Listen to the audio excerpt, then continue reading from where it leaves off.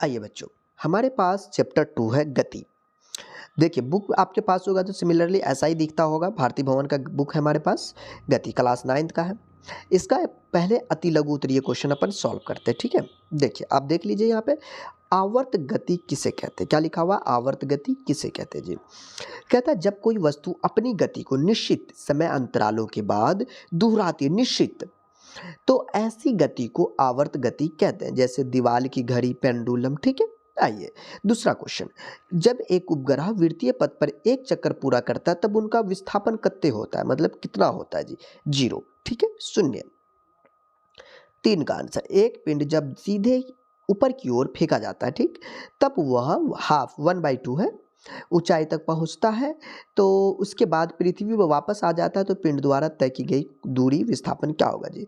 पहला देखो, वस्तु द्वारा कुल तय की गई दूरी मतलब h + h मतलब 2h हो जाएगा, और दूसरा आपको इसका हो जाएगा मतलब आपको दूसरा मतलब इसी में कुल विस्थापन 0 होगा, क्योंकि h - h होगा तो 0 हो जाएगा। यहाँ पर आपको 2 चीज़ था बच्चे, ये 11 लिखा हुआ है, एक्चुअली यहाँ पर सेकेंड कर देना चाहिए था, या ये छोटा सा एरर है, ठीक है बच्चों। तो आपको यहाँ पर पहला आपका 2h हो जाएगा, दूसरा आपको लिखना है, आपसे पूछ देगा पहला वस्तु द्वारा तय की गई दूरी। 2 क्वेश्चन है ना यहाँ पर, देखो एक विस्थापन पूछ रहा था, एक कुल दूरी पूछ रहा था, कुल दूरी 2h और विस्थापन 0, ठीक। आइए क्वेश्चन नंबर 4, ये कहता है बच्चों कि सीधी सड़क पर गति विद्यमान 7 बजे प्रति मूल बिंदु से स्टेशन 3 किलोमीटर की दूरी पर है, तो 7.15 नहीं, हाँ जी, कि बजे 5 किलोमीटर दूरी पर उसका विस्थापन क्या होगा। तो कहता है बच्चे सबसे पहले हमारी बात 7 बजे जो है बच्चों, यहाँ पर आपको क्या होता है, देखो विस्थापन की बात हो रही है।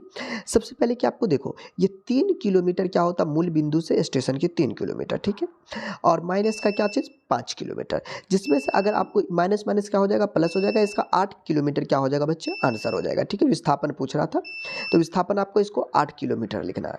क्वेश्चन नंबर 5 ये कहता है कोई वस्तु त्रिज्या के एक वृत्त पर चलती है और अपने प्रतिस्थापन बिंदु को व्यासत सम्मुख बिंदु पर पहुंचती है, तो उसका विस्थापन क्या होगा, ठीक है। तो इसका आंसर आपको लिखना बच्चे 2πr। थोड़ा क्वेश्चन में कुछ एक्स्ट्रा टाइपिंग वुपिंग कर दिया होगा बच्चे ने, तो इसके लिए क्वेश्चन आप अपने बुक में मिला लीजिएगा, ठीक है।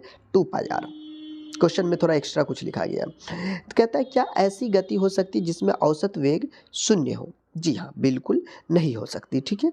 कहता है एक पिंड एक समान वेग से गतिशील, उसका त्वरण क्या है, 1 मीटर पर स्क्वायर है बच्चे, ये इसका पावर 2 लिखना है, ठीक है। पहला, एक साइकिल सवार अगर आपको जो है 1 मीटर पर स्क्वायर मतलब आपको क्या है, मतलब इसका आंसर है 7 का 1 मीटर पर स्क्वायर, ठीक। हाँ 7 का आंसर यही लिखिएगा, 1 मीटर पर स्क्वायर।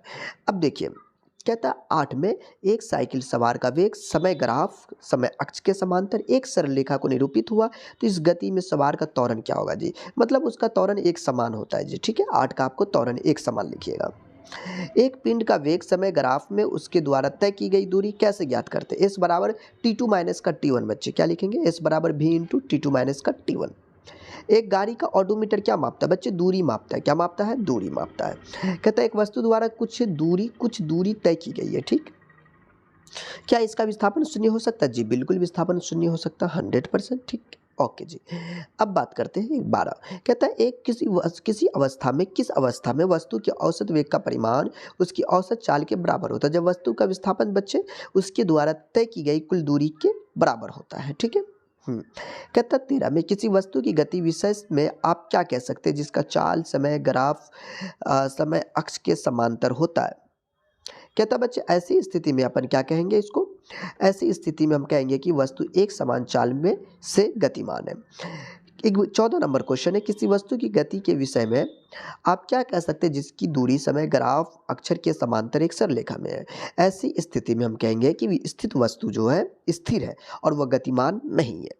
15 का सॉल्यूशन दिया हुआ था इसीलिए यहाँ पर नहीं लिखा गया होगा, ठीक है। कहता है 16 में कि आप एक फिगर देखिए, ठीक, और कहता है इसमें आप बताइए कि पहली स्थिति में चाल नियत है, दूसरी स्थिति में चाल घट रही है या चाल बढ़ रही है।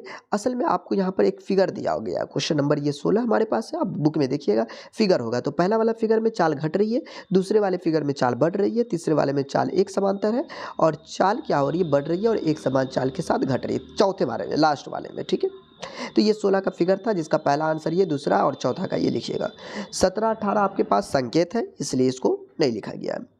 कहता अचर वेग के लिए विस्थापन समय ग्राफ की ढाल से कौन सी राशि ज्ञात होती है और वस्तु द्वारा कुल दूरी कितना है। तो बोला जा रहा है अचर वेग की विस्थापन समय ग्राफ की ढाल से वस्तु का वेग प्राप्त करते हैं। ठीक है, 20 नंबर क्वेश्चन है और ये कहता बच्चों आपके पास है, एक समान वृत्तीय गति से आप क्या समझते हैं। कहता जब एक कण वृत्तीय पथ पर एक समान चाल से चलता है तो उस गति को एक समान वृत्तीय गति कहा जाता है। और 21 का आंसर आपको लिखना है, एक समान वृत्तीय गति में किस वस्तु का वेग हमेशा परिवर्तित परिवर्तित होता रहता है। यस, हाँ। तो 22 का आपको सॉल्यूशन इसलिए नहीं दिया गया। ठीक है।